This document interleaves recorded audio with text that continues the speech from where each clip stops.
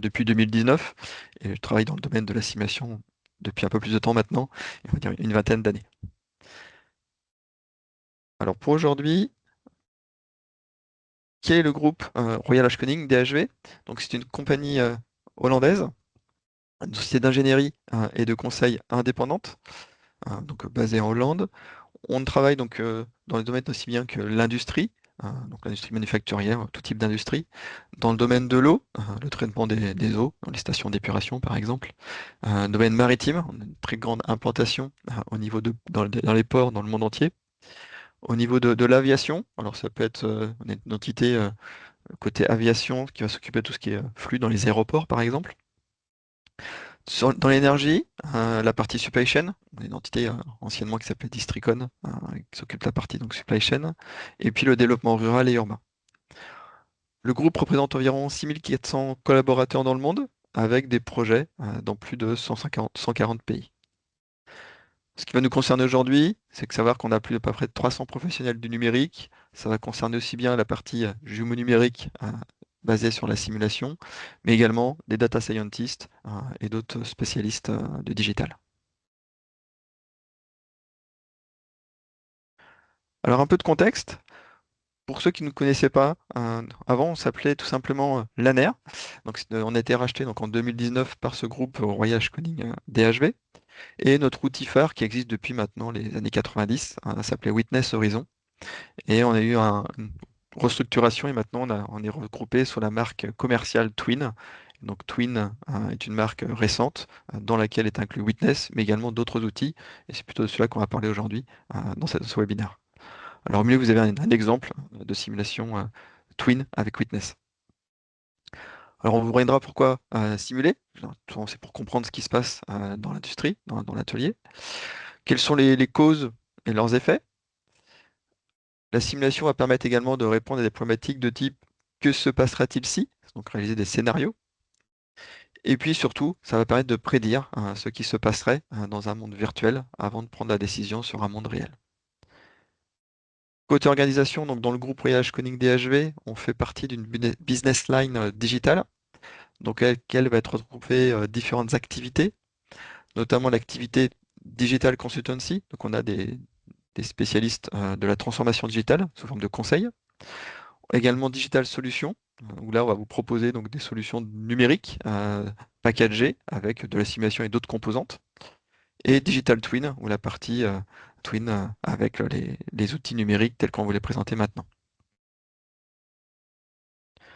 Alors il faut savoir que notre société est basée sur 5 thématiques, on va dire c'est un peu notre leitmotiv, à savoir ensemble améliorons la société. Ces 5 thématiques sont pertinentes sur tout ce que l'on fait, aussi bien nos collègues, donc les salariés, que à travers des projets que l'on va réaliser chez nos clients.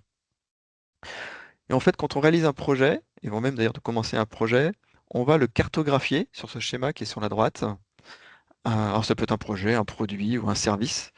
Et ça va nous permettre de mettre au défi d'avoir un impact plus positif sur la société en général et avec nos clients.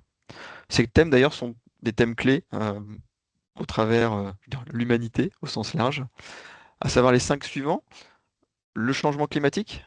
Malheureusement, l'actualité nous rattrape en termes de changement climatique. Nos activités, clairement, l'activité humaine doit fortement réduire ses émissions si on veut continuer à vivre sur notre planète de manière durable. Biodiversité et système naturel, qui est le deuxième critère de ce radar sur la droite. Biodiversité, tout simplement, l'eau que nous buvons, la nourriture que nous mangeons, l'air que nous respirons, se doit d'être effectivement d'une bonne qualité pour pouvoir continuer à prospérer sur notre planète. Ressources et circularité. Actuellement, nous sommes plutôt basés sur des ressources naturelles qu'on va extraire, des ressources fossiles. Il serait souhaitable d'être orienté vers une énergie plus propre et circulaire. On aura d'ailleurs quelques exemples sur les dernières énergies renouvelables en termes de projets réalisés. Un critère également sur la valeur sociale et égalitaire. Donc notre société favorise activement tout ce qui est diversité, inclusion, lutte contre les inégalités. Et donc on va mener ça au cours de nos projets et également les parties prenantes avec nos clients. Et enfin, sécurité et bien-être. On se doit de travailler dans un univers sécurisé et soutenir notamment le bien-être mental et la sécurité, la santé des personnes physiques au sein du groupe. Donc on peut vraiment avoir un impact sur nos projets. Et d'ailleurs, ces critères, ces 5 critères sont quelque part les critères définis au travers les objectifs de développement durable, les fameux ODD définis par les Nations Unies. D'ailleurs, la COP 29 était sincèrement, je crois, le 11 novembre prochain. Alors, quand on parle simulation et digital twin ou jumeaux numériques, deux choses. La première, c'est qu'est-ce que la simulation et qu'est-ce que la digital twin? Alors pour ça, on va passer sur des définitions. Qu'est-ce que la simulation en termes de définition? Eh bien, la simulation va consister à reproduire, événement par événement, à échelle réduite, l'évolution dans le temps d'un système complexe dont on veut étudier le comportement dynamique. Cette définition de la simulation n'est pas récente, hein, puisque la simulation existe depuis longtemps, mais c'est telle qu'elle est, l'est la définition en termes de simulation. Le jeu numérique, en face, va être, lui, un modèle virtuel, soit d'un objet, soit d'un processus, soit d'un système, qu'on va utiliser pour simuler et prédire, pour optimiser la performance de ce système, de cet objet, de ce process-là. Ne serait-ce qu'au travers de la définition, on comprend bien que dans un digital twin, on va avoir la composante de simulation, mais on va avoir également la composante d'une réplique numérique, alors souvent une réplique 3D, une maquette 3D. On va également avoir des composantes de connexion en termes de données avec le système réel. Donc, connexion, je veux dire, en lecture pour aller capter de la donnée du système réel et les remonter vers le système virtuel, mais également dans l'autre sens, du système virtuel vers le système réel. Et donc, les jumeaux numériques basés sur la simulation sont un savant mélange entre les deux. Alors, qu'est-ce que la simulation? Si on en vient d'abord sur le volet droit de la définition, eh bien, avec Twin Witness, on va vous aider à créer des processus opérationnels et stratégiques plus performants. L'objectif, hein, c'est de vous fournir des renseignements décisionnels sur vos projets et de vous guider sur les changements clés à mettre en œuvre pour atteindre l'objectif que vous êtes fixé.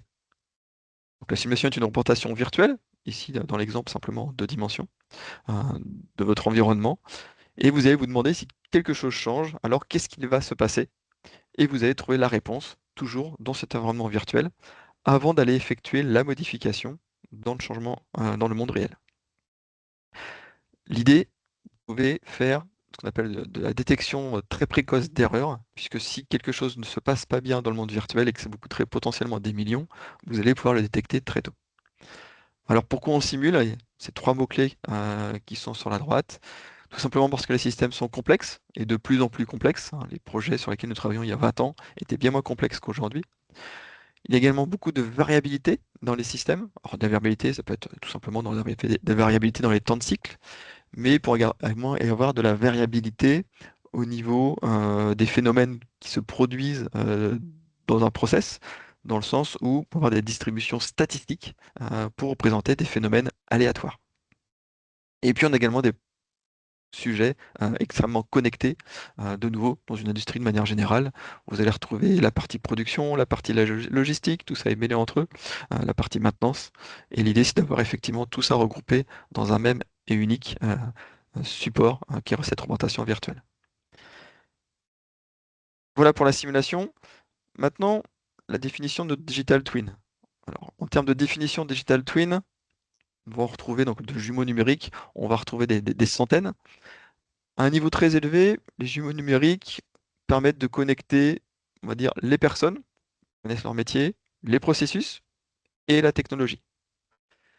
Les jumeaux numériques peuvent être des représentations virtuelles d'actifs physiques, de processus ou de systèmes.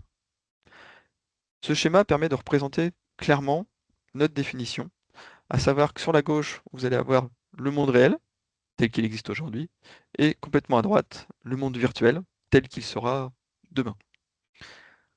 L'idée est de partir du monde réel et d'aller capturer, donc récupérer tout un tas de données spécifiques, précises, afin de les transcrire dans l'outil Witness, donc Twin Witness, pour décrire le processus tel qu'il existe.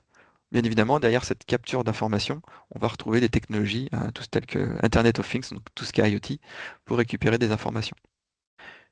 Une fois le processus, si on prend l'exemple d'un processus décrit dans l'outil Twin Witness, on va pouvoir lui faire subir tout un tas de scénarios euh, futurs, ce qu'on appelle la partie prédiction, pour tester différentes combinaisons. Alors ces scénarios, vous pouvez les tester, on va dire un à un, faire les différentes combinaisons avec l'outil expérimenteur, toujours dans la solution Twin Witness.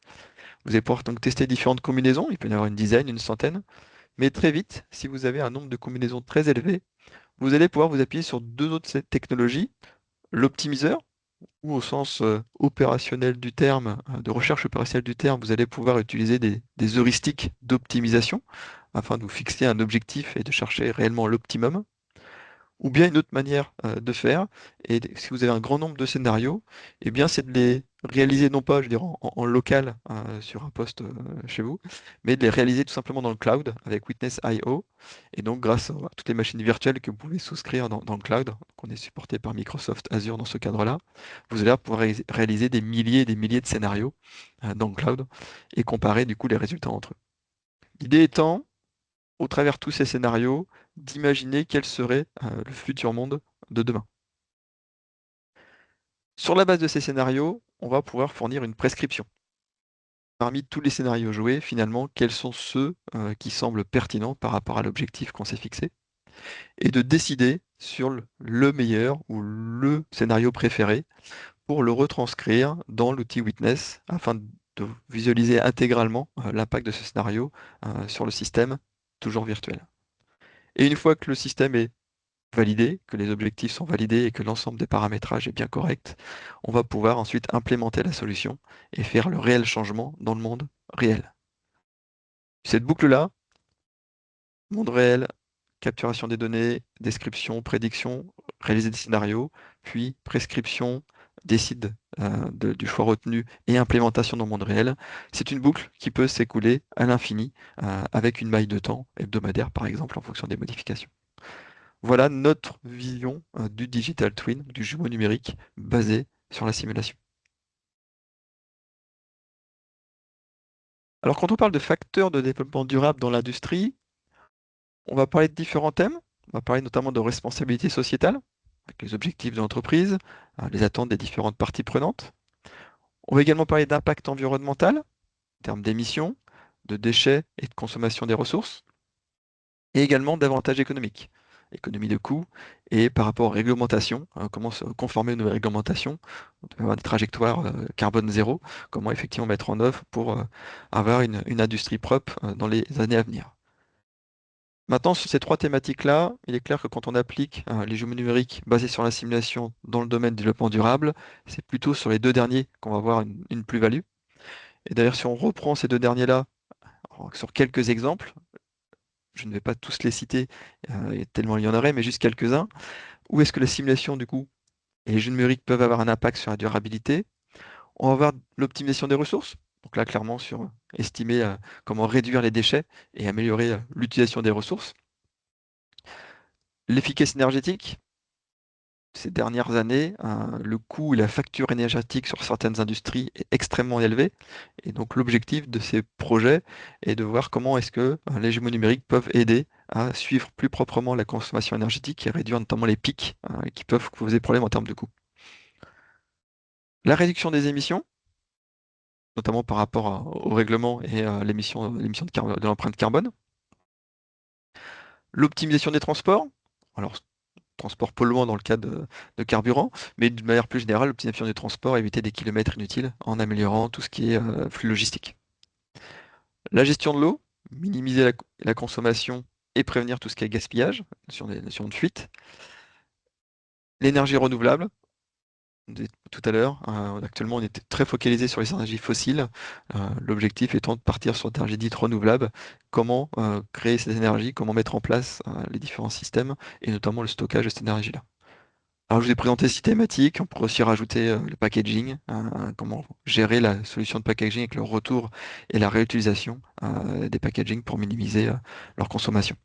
Ce ne sont que des exemples. Alors, on a préparé quelques use cases, donc des cas d'usage de la simulation numérique dans la durabilité. Le premier, eh bien, améliorons la société ensemble, notamment par la construction et la fabrication responsable de maisons, différents types de maisons. Donc là, c'est destiné au développement légal, notamment pour le logement social. Ce projet avait pour but de construire la plus grosse unité de conception modulaire de maisons en Europe, à peu près 51 000 mètres carrés. Vous avez différents types de produits, donc un mix produit à gérer. Et l'idée était de dimensionner les différentes composantes du site. La partie équipement, donc classiquement les machines à usine numérique, les parties assemblage, également la partie logistique avec les ponts roulants, dont on voit ici dans la réplique numérique 3D, ici de deux ponts roulants. Et également en termes de logistique, les Fenwick, les chariots élévateurs, qui vont permettre d'approvisionner en bordeling les différents composants.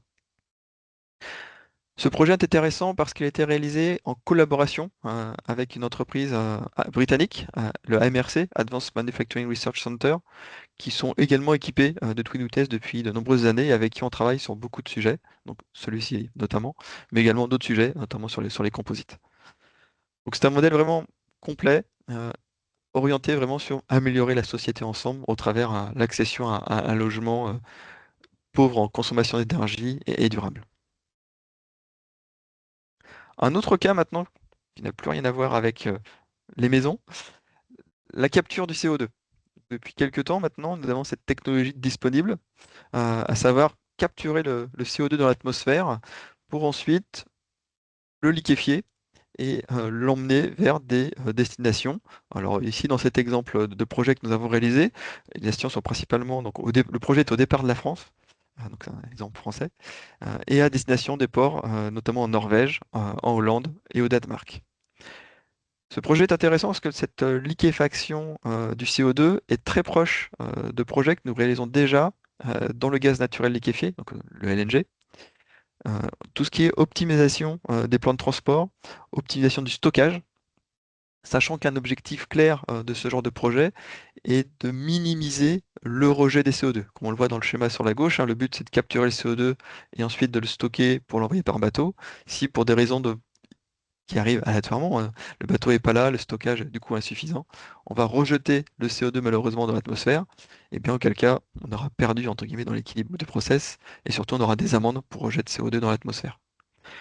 Donc dans ce projet, beaucoup de scénarios avaient été réalisés, notamment des scénarios sur les flottes de bateaux, en fonction des différents contrats, avec des différents volumes, et la prise en compte des contraintes. Donc sur ce port-là, des contraintes notamment d'encombrement, donc le trafic du port est pris en compte pour savoir quand est-ce que ce type de bateau assez conséquent va pouvoir quitter le port pour la destination.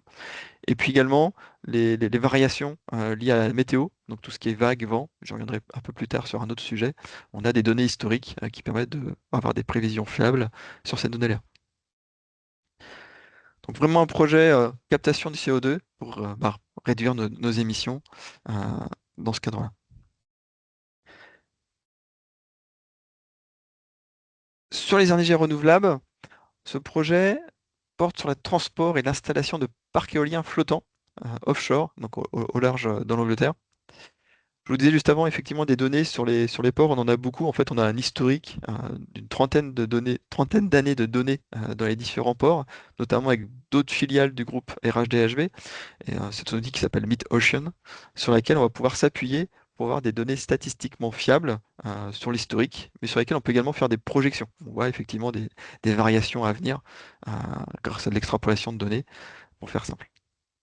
Et donc dans ce projet, on avait la problématique de définir quels sont les meilleurs ports opportuns pour être le point de départ des éoliennes avant d'aller avoir des stations de sites d'installation. Donc là, il y avait deux sites à installer, une dizaine de ports possibles. Donc, quels sont les bons ports à choisir? Sachant que sur un port, vous pouvez vous retrouver avec soit uniquement le socle et puis la turbine, soit les deux, le support et la turbine au même port. Alors quand c'est pas au même port, il faut effectivement faire le port numéro 1 puis le port numéro 2 pour partir avec les deux ensemble.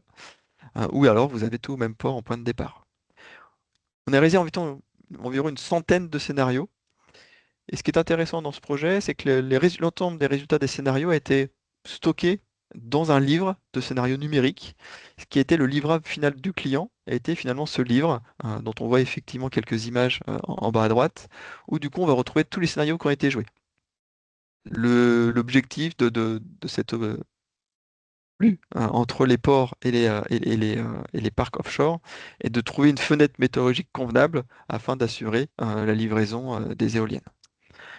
Sur ce genre de projet, une erreur de décision on va dire stratégique là, est de l'ordre d'une centaine de millions d'euros. Donc c'est vraiment des projets à très forte valeur ajoutée dans le domaine de l'installation des parcs offshore.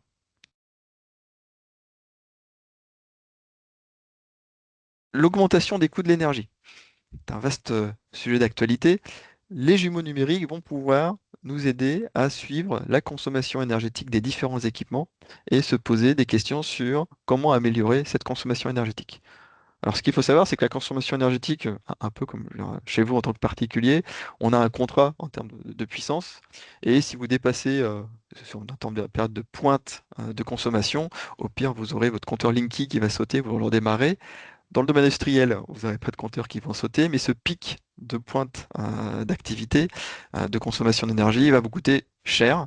Et donc, l'objectif de ces projets est notamment de voir comment est-ce qu'on peut mieux lisser la consommation et donc, les anciens objectifs de projets de jumeaux numériques qui portaient sur réduire, par exemple, les encours, réduire les lead time, eh bien, vient se rajouter un objectif de suivre la consommation et comment lisser cette consommation pour éviter les pics de pointe de consommation d'énergie.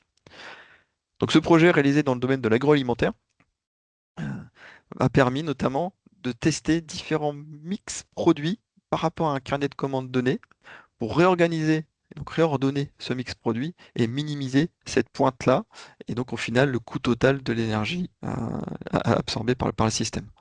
Donc c'est des modèles qu'on crée de plus en plus, les clients sont extrêmement demandeurs de ça, tout simplement parce que ces dernières années, l'énergie a fortement augmenté et devient une variable non plus du tout d'ajustement, mais une variable dimensionnante pour la réalisation des plannings de production en temps et en heure.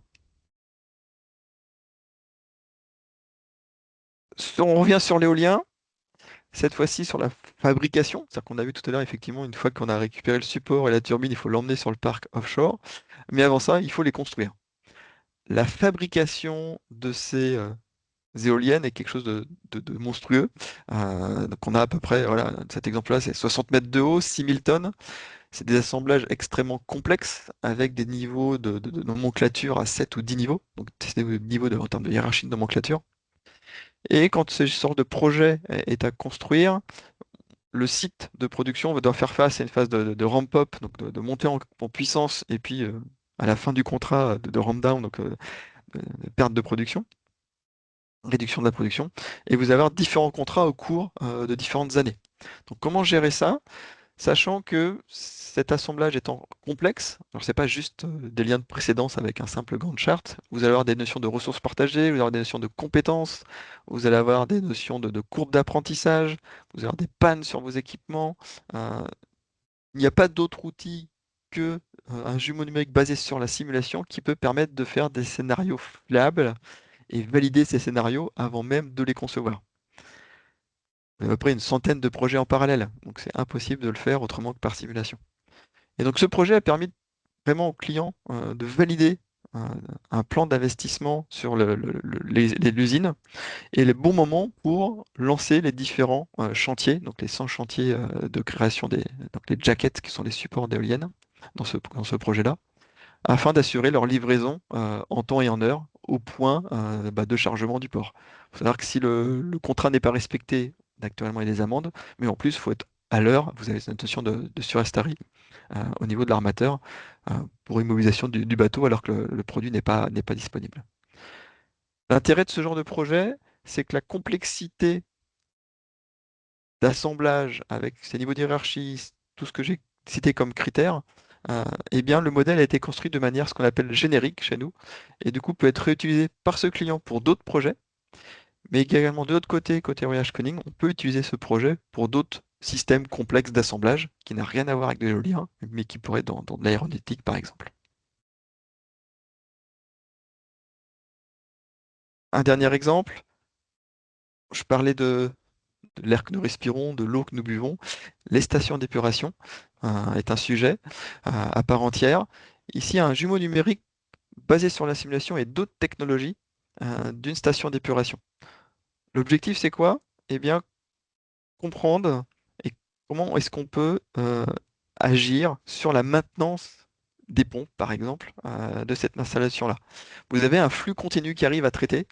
À partir du moment où vous avez un équipement qui tombe en panne, tel qu'une pompe, au bout de combien de temps la maintenance doit être faite, sinon, entre guillemets, bah, vous allez devoir faire déborder les flux qui arrivent et avoir des amendes extrêmement conséquentes parce que vous êtes censé absorber 100% du flux qui arrive. Donc on ne veut pas en arriver là. Et donc comment simuler ces différents scénarios et quelles sont les stratégies de maintenance à appliquer sur ce genre de projet. Ici, le jumeau numérique a été construit avec une plateforme Microsoft Azure où les scénarios, comme je disais dans la présentation du Digital Twin de manière générale, les scénarios sont réalisés dans la partie Witness.io dans le cloud. Et du coup, vous avez la possibilité de réaliser donc, un grand nombre de scénarios dans un minimum de temps. Et cette application-là est vraiment porte de valeur ajoutée en termes de maintenance, on va dire, prédictive et de gestion de scénarios de maintenance, et vient en complément d'autres solutions. Par exemple, sur ce client-là, d'autres collègues avaient travaillé avec du machine learning pour analyser précisément les changements historiques des vibrations dans les roulements avant que la défaillance arrive. Tous ces équipements tels que le machine learning, toutes ces technologies vont permettre de faire de la maintenance préventive plus efficace.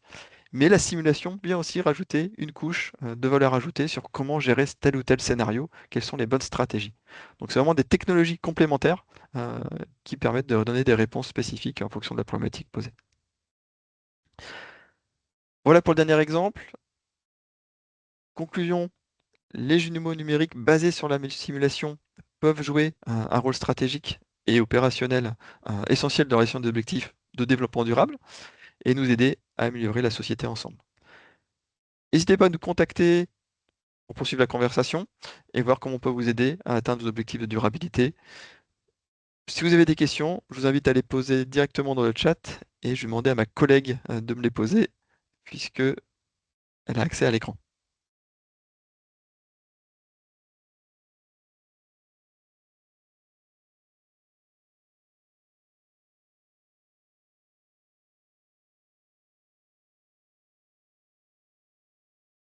Alors je pense qu'elle a le micro coupé. Alors je vais prendre les questions. Première question, au sens... Bonjour, bonjour. Ah bonjour, c'est Est-ce bon. que vous m'entendez? Oui, on t'entend, Est-ce que Julie. tout le monde m'entend? Bonjour.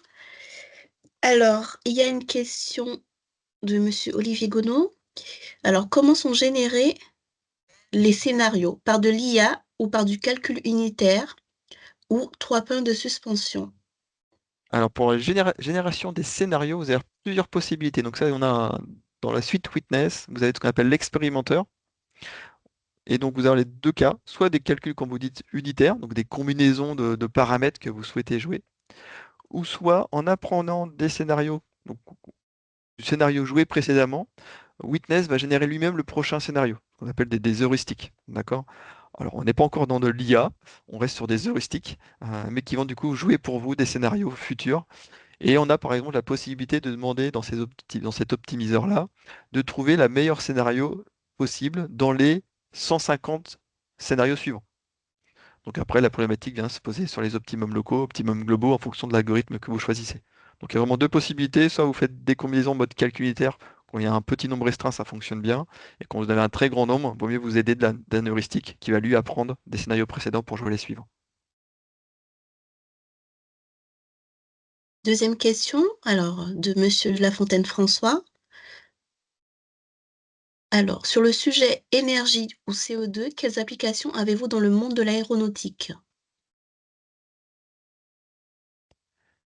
Alors, énergie ou CO2 dans le monde de l'aéronautique. Alors sur la partie CO2, on va plutôt être sur suivre les modifications en fait en fait vos sites vont être modifiés pour mesurer l'empreinte carbone du site. Donc on va avoir un indicateur du site pour suivre cette évolution, que ce soit énergie ou CO2, c'est le même principe. Suivre pour un site donné, donc là on va être sur un site précis, la consommation d'énergie ou l'évolution du CO2 émis par tel ou tel équipement et voir si ce que vous envisagez en termes d'investissement va permettre de réduire typiquement le CO2 tel que vous l'attendez. Et côté énergie, la manière dont vous êtes organisé industriellement, ce que je disais, est-ce que vous avez réduire ça? Des exemples, oui. À communiquer, c'est plus difficile dans l'aéronautique, tout simplement à cause de l'NDA qu'on a avec nos clients. Mais oui, ça s'applique aussi. J'ai pris l'exemple notamment de côté anglais, on a un partenariat donc avec AMRC, l'Advanced Manufacturing Research Center. Donc voilà, je pense que vous pourriez retrouver des sujets par ici. Alors, autre question, vous avez présenté de nombreux cas d'études dans le domaine de l'éolien. Est-ce que cela Oui, s'appliquerait-il également au solaire? oui, exactement. C'est vrai que j'ai pris des cas d'études plutôt orientés sur l'éolien. Pour la fabrication des panneaux solaires, on va avoir la même problématique côté fabrication, côté usine. On sait que pour fabriquer des cellules photovoltaïques, ça demande beaucoup d'énergie. Donc, comment organiser la production pour malgré tout minimiser cette consommation ou éviter les pointes, notamment en jouant sur les tailles de l'eau, sur les mix produits, s'il y a mix produit. Et ensuite, toute la partie supply chain pour l'installation et le déploiement. Donc oui, ça s'applique de la même manière, simplement que les problématiques techniques sont différentes. Très bien, merci.